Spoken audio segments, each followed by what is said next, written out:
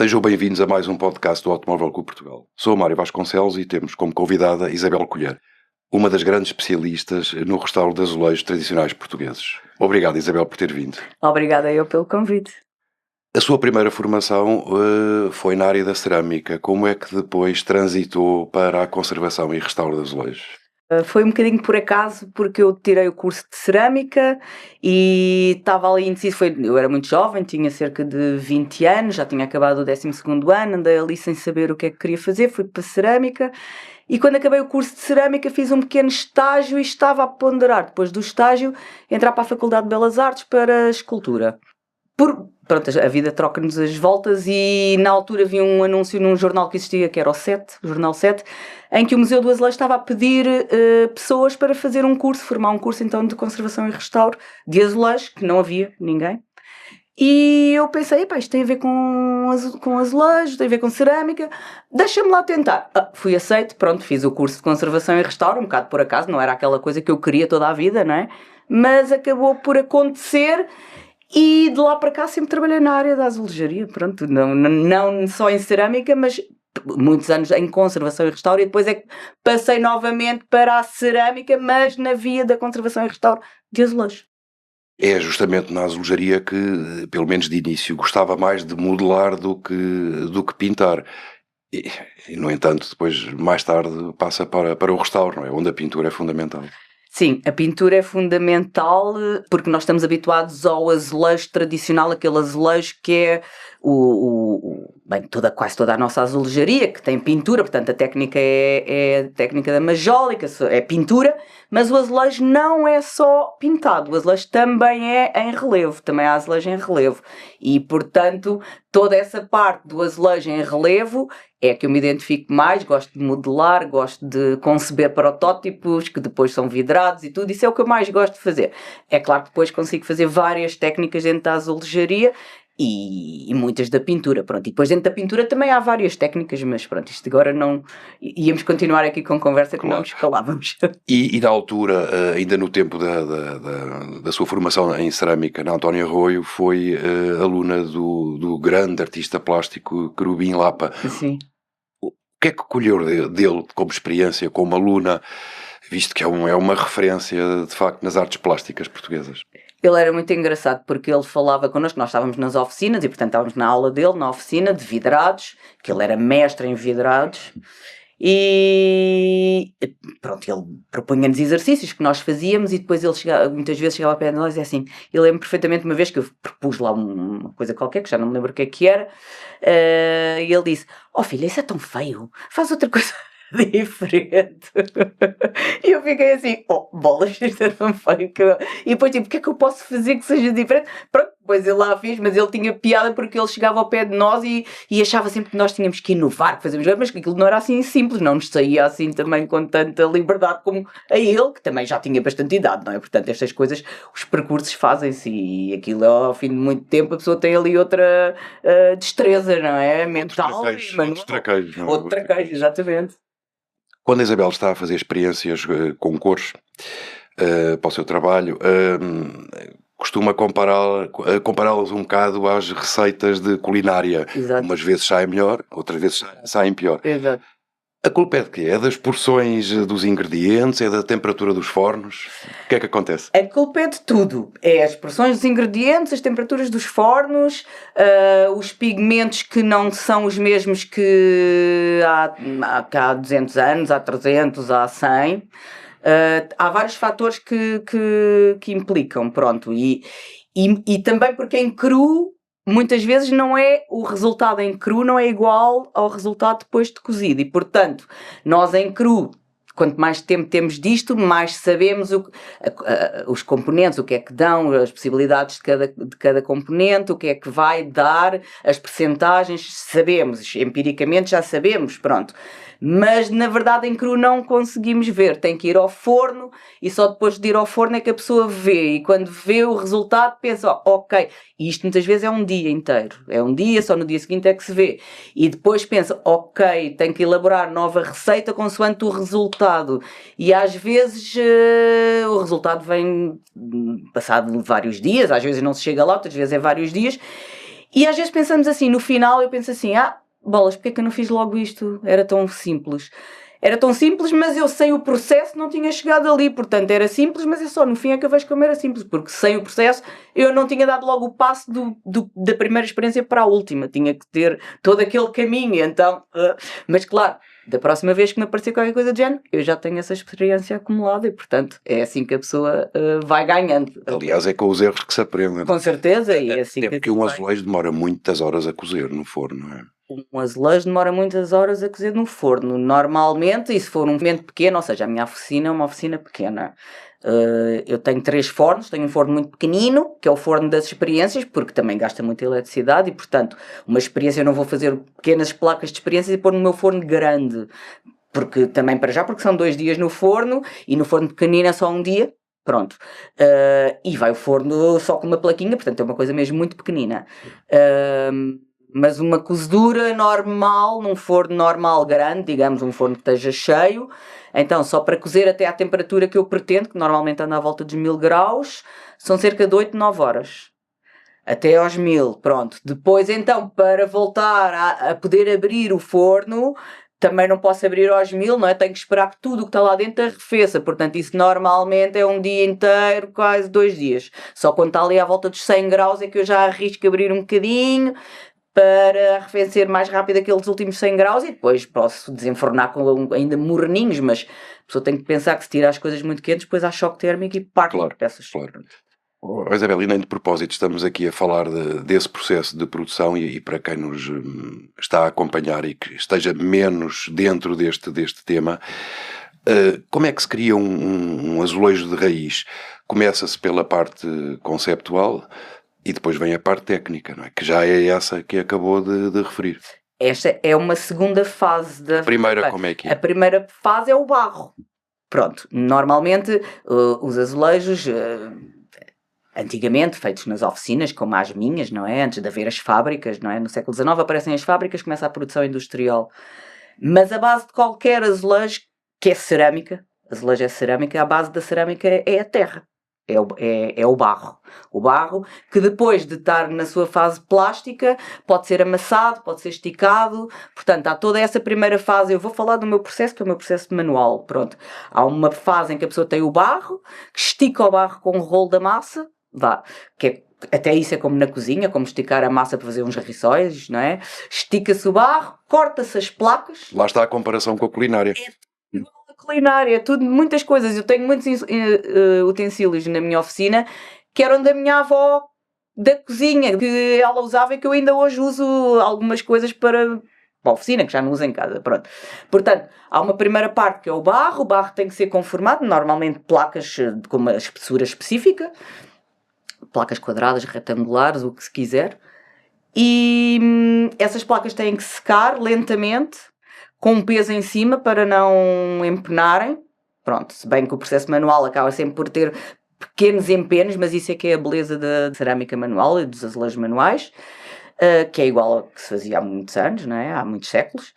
E, portanto, essa primeira parte, depois o azulejo vai cozer ao forno, o barro é cozido uma primeira vez, e depois então vem a fase do vidro, vem a parte de vidrar, tem que se vidrar com um tom que se pretende, e a pintura, caso tenha pintura, tem que se pintar e depois vai ao forno a cozer uma Pois era isso que eu gostaria que falasse também, como é depois a parte do desenho e da escolha das cores. Das cores, pronto. A parte do desenho, no meu caso, como eu faço réplicas de azulejos, porque eu estou ligada à conservação e restauro e à reabilitação, digamos, eu replico desenhos que já existem, pronto. Poderia criar os meus, mas a técnica é basicamente a mesma, não é? A parte dos desenhos, pronto, como eu replico desenhos, é o desenho que me chega, é o desenho que eu tenho que replicar. Esse desenho é copiado, dependendo das técnicas, mas a técnica normal é esse desenho é copiado com papel vegetal, é feito um picotado, e depois esse picotado, porque o vidrado é um pó, não se consegue desenhar com um lápis em cima desse pó, e se rasparmos esse pó sai. Portanto, esse pó é que é o que vai fundir e que vai incorporar o desenho. Portanto, o desenho é picotado, é passado com uma boneca de carvão, que é uma espécie de uma bolinha que tem carvão lá dentro, e nós passamos sobre o picotado e o picotado passa o carvão passa pelos buraquinhos, fica marcado no vidrado. E então depois com os pincéis, pronto, é pintar as mesmas cores. Eu não compro as cores que são pigmentos, que também são pós, é tudo pós aplicados sobre pós, pronto, são tudo pós. A água é só o veículo de aplicar os pós, mas a água evapora e desaparece, pronto, a água ali não faz nada senão ser o veículo da aplicação dos pós.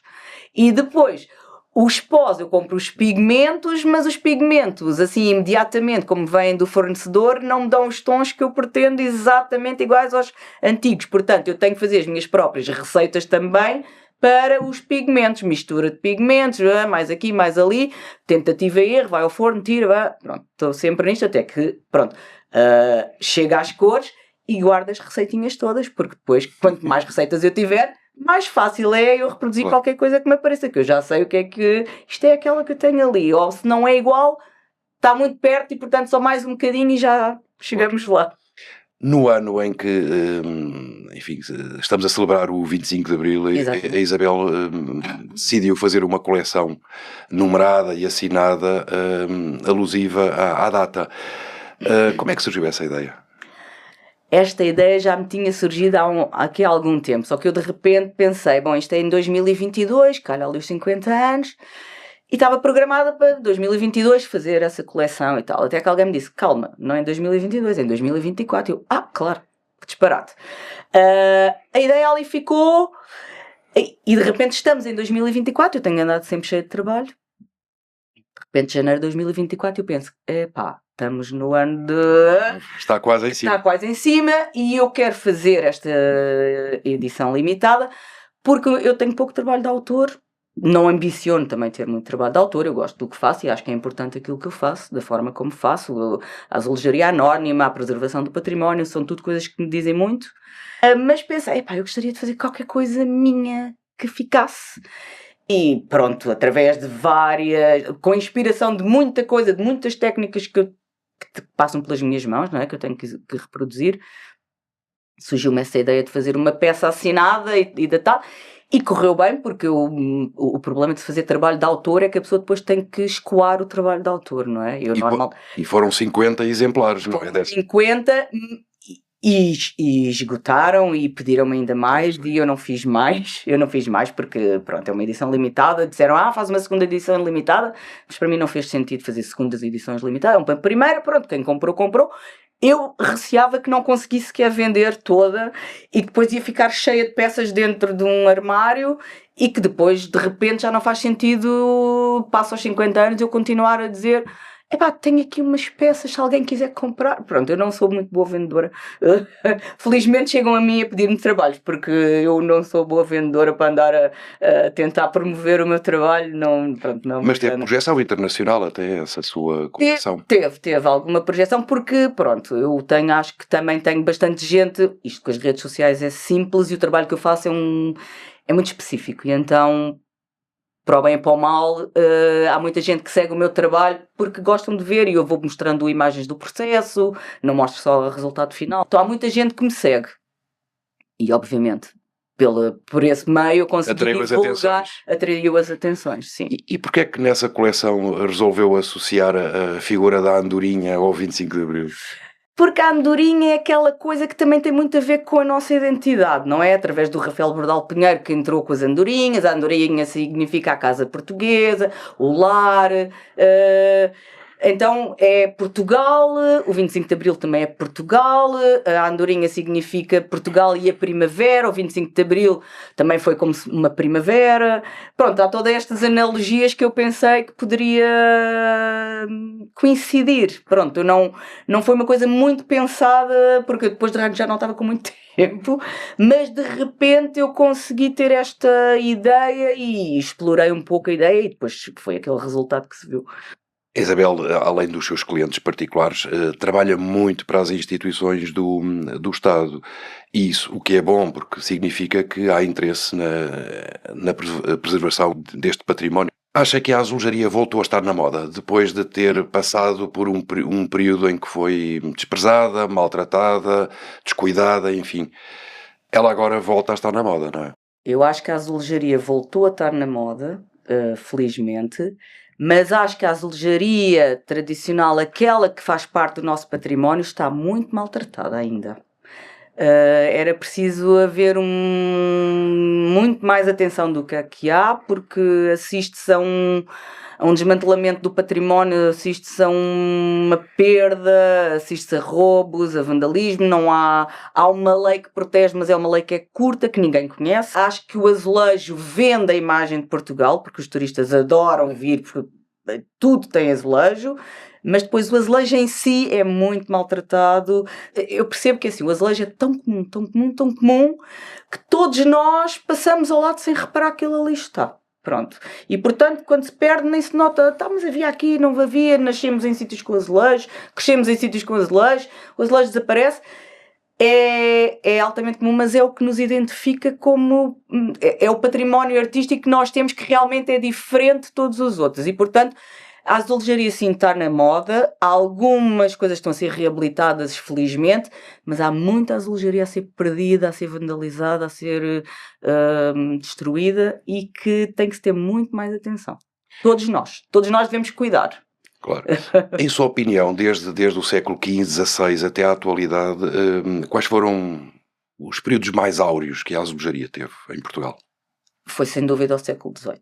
Século XVIII, o auge, o apogeu da azulejaria azul e branca, com os mestres pintores maravilhosos, não é? Que pintavam, e que antes disso eram oficinas anónimas. Pronto, o tipo de azulejaria também era mais a padronagem, era outro tipo de pintura. No século XVIII, com aquele apogeu do barroco, surgem os grandes pintores que assinavam, eles sim assinavam, portanto a azulejaria é ligada a nomes que assinavam. O azul e branco é o grande apogeu da azulejaria, que depois vem-se a perder outra vez um pouco, ou muda, pronto. Eu sei que é assim uma fase riquíssima e de grande qualidade técnica, não é de toda a minha preferida, mas é aquela que realmente nos distingue mais de todas as outras azulejarias, porque o azulejo não é só português, o azulejo há um pouco por muitos outros, mas nenhum país levou a azulejaria ao extremo que Portugal levou durante 6 séculos. Ininterruptamente, nos anos, agora o século XX, ali uma fase com o movimento português, a coisa não...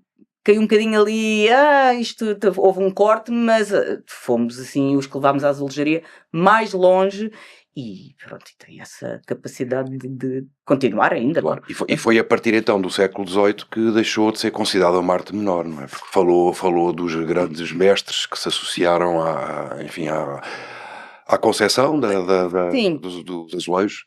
Eu acho que nunca deixou de todo ser uma arte menor. Infelizmente. A azulejaria é considerada uma arte como é que eu ia dizer? De decorativa, uma arte decorativa. Não é uma arte autónoma, é uma arte decorativa associada, não é uma talha dourada, não é a arquitetura em si. Portanto, é sempre um bocadinho menor, apesar de tudo, mesmo com esses mestres e tudo, é um bocadinho arte menor, pronto. Nos anos 50, mais ou menos, anos 50, 60, houve um engenheiro, que foi o engenheiro Santos Simões, que foi ele que começou a estudar a azulejaria e foi o fundador do Museu do Azulejo, e ele próprio começou a perceber, calma, há aqui todo um universo que é nosso e que é identitário da cultura portuguesa e que não há em mais lado nenhum, isto é uma coisa maior, mas a azulejaria é ainda hoje vista um bocadinho como uma coisa um bocadinho menor. Se a pessoa for para uma escola, digamos, sei lá, uma escola de cerâmica, com artística de cerâmica, se a pessoa disser que quer ir fazer azulejos ou painel, é sempre aquela coisa tipo, sério, que é isso que queres fazer, uns azulejos? Mas, pronto, não é aquela coisa mais... que eu acho que deveria ser muito mais bem entendida e muito mais bem vista como uma coisa nossa. Estávamos a falar sobre os seus trabalhos que se estendem por muitos monumentos do Estado. Qual foi o projeto de conservação e restauro que mais prazer lhe deu nessa área? Não estamos a falar de particulares, certo. Estamos a falar nas obras públicas, digamos. Exatamente. Assim. Foi uma pequena igreja, uma ermida que existe em pleno Alentejo, Baixo Alentejo, perto de Cuba, que é a igreja de Nossa Senhora da Represa, que então é uma pequena, era uma ermida que já vinha do século XIII, está no meio do campo, no meio do nada, é aquela imensa planície e de repente há ali uma igreja branquinha, uma pequena ermida do gótico alentejano, chamado gótico alentejano, que curiosamente essa igreja lá dentro está totalmente revestida a azulejos do século XVII, o que não é comum no sul, porque no norte do país sim, imensas igrejas revestidas a azulejos, e aquela igreja está ali fechada e por estar ali no meio do campo foi vandalizada. Não roubaram os azulejos, mas roubaram uma pia batismal, e para roubar a pia batismal partiram os azulejos todos à volta, saquearam aquilo tudo, estragaram, mas depois foram apanhados porque foram tão gananciosos que encheram um caminhão e estava a chover, acho que o caminhão ficou atolado na lama, não conseguiam sair de lá, alguém ao longe viu um caminhão perto da igreja, chamou a polícia e pronto, foram apanhados. O que é que aconteceu? Eu e o meu colega fomos chamados para recuperar os azulejos, entregaram-nos um saco de plástico cheio de fragmentos de azulejos, tudo partido, tudo estragado, mas nós estivemos ali cerca de 2 meses, nós estivemos lá por 2 vezes, estivemos uma vez na sacristia e depois estivemos na parte central da igreja e era tão bom estar ali, tão bom, porque era no meio do nada, a paisagem era linda. Nós tivemos uma altura, acho que foi na primavera, nós estávamos numa pequena aldeia lá perto, íamos a pé, eram 3 km, íamos a pé pelo meio do campo, estávamos ali o dia todo, era um silêncio, uma tranquilidade, e todos os dias quando íamos a pé, aquilo, pronto, é para aquela planície alentejana, e eu só me lembro de pensar assim, isto é tão lindo. É tão bom ir por aqui, é tão bom estar aqui, então descíamos aquilo tudo a pé até lá, depois voltávamos, depois estivemos no outono e era de uma beleza, de uma tranquilidade, foi sem dúvida o trabalho mais lindo e a igreja mais linda que eu já trabalhei, porque eu gosto das igrejas pequenas e mais simples.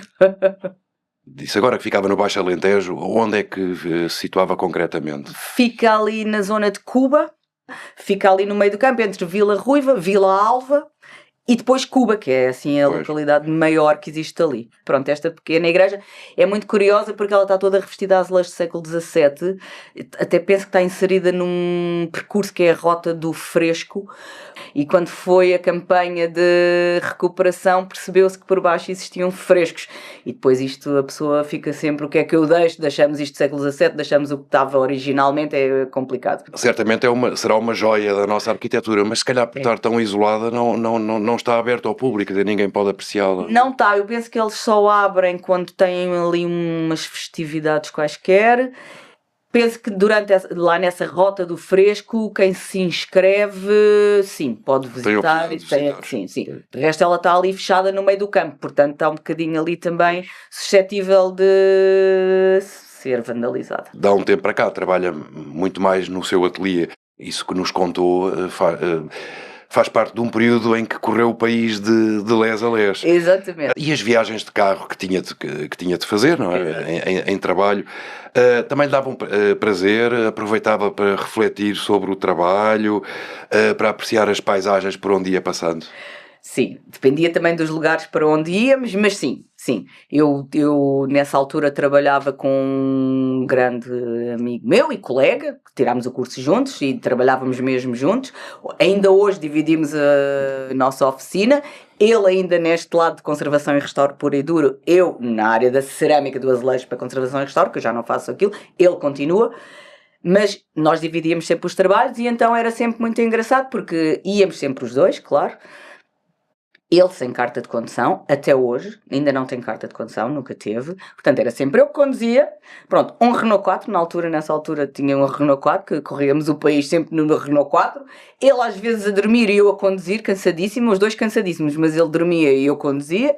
E às vezes aquilo chateávamos, porque pronto, eu dizia, pelo menos acordado, não, porque já que sou eu que estou a conduzir, olha... Fazer um bocadinho de companhia.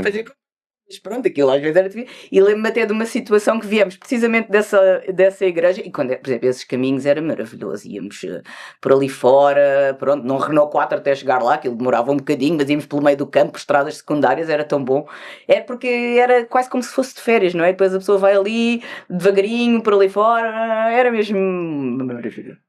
E dessas deslocações que fez, e que foram muitas, certamente, qual foi assim aquela que mais lhe fica na memória? Em trabalho? Sim. E em viagem de carro? Em viagens de carro sem ser em trabalho? Não, em trabalho. Bom, essas aproveitando o facto de estar em trabalho, mas a ter que viajar de carro, qual foi assim a viagem que mais lhe agradou? Bom, talvez essas precisamente para ali. Porque íamos pelo meio do campo, saíamos daqui para Alcácer do Sal e depois era ir por dentro do campo por ali abaixo. Essas viagens eram maravilhosas porque parecíamos que estávamos de férias, pronto, e aquela paisagem é muito linda. Depois também havia, quando trabalhámos em Sines, numa pequena igreja também em Sines, e que também, eu e ele, precisamente, e que também essas viagens eram boas, porque íamos sempre aqui também, Setúbal, passávamos de barco no ferry para não dar a volta, pronto, sempre no Renault 4, e depois então íamos ali sempre junto à costa até Sines, também eram, essas viagens eram...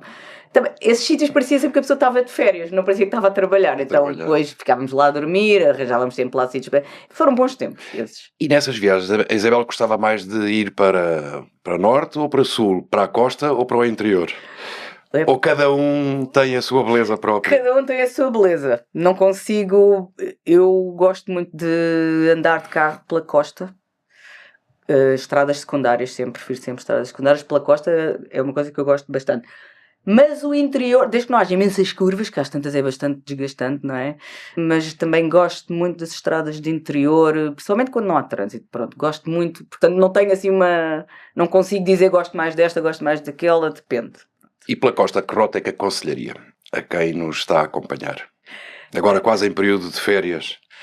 Que rota é que... Uma sugestão. Uma sugestão, pronto, esta coisa de ir para sul até Sagres, sempre pela costa, aconselho com toda a certeza. E depois também aconselho um caminho que eu gosto muito, muito, muito, mas que já é lá para cima, aqui para a Galiza, pronto. Mas, claro, porque de férias, sim, não estou a falar de trabalho. Toda fazer a estrada toda de Porto para cima e depois entrar pela Galiza e fazer até ao Cabo Finisterre tudo pela costa é maravilhoso. É preciso alguns dias porque aquilo demora muito tempo porque parece que é muito perto, mas tem umas rias baixas, aquilo dá-se umas grandes voltas, mas é lindo, lindo, lindo. E como contraponto, qual foi assim a pior experiência que viveu nessas viagens ao volante?